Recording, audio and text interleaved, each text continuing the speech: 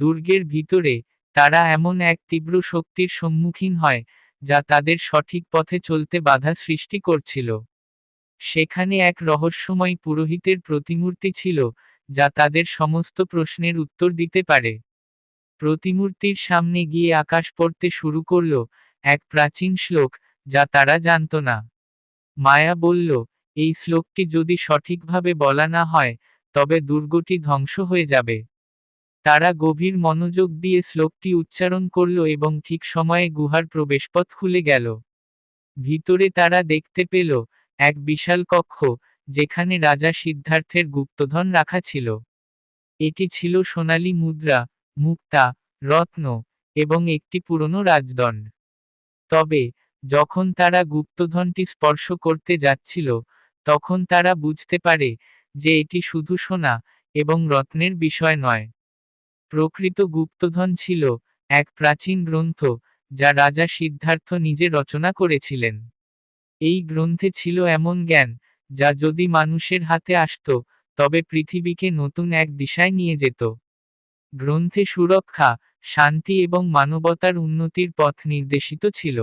তবে এই গ্রন্থের সঙ্গে এক ভয়ঙ্কর অভিশাপও ছিল।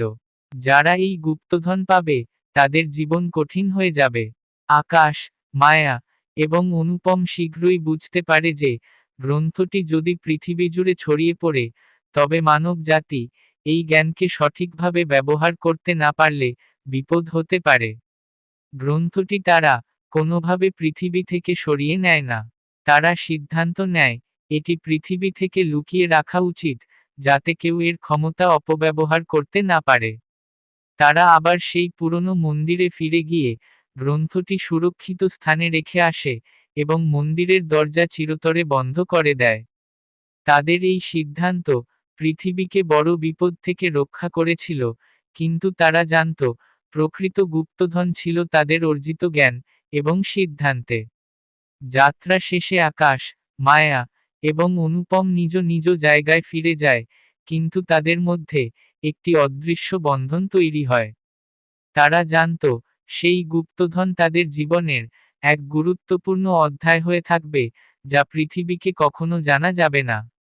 এটি ছিল একটি অমূল্য শিক্ষা, যখন ধন এবং ক্ষমতার কাছে পৌঁছানো যায়, তখন জ্ঞান এবং মানবতার দিকে নজর দেওয়া সবচেয়ে গুরুত্বপূর্ণ।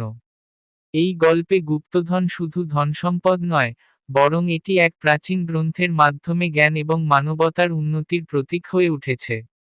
আপনারা শুনছেন অন্তহীন ধন, শুধুমাত্র সানডেভদ্রোহেতে।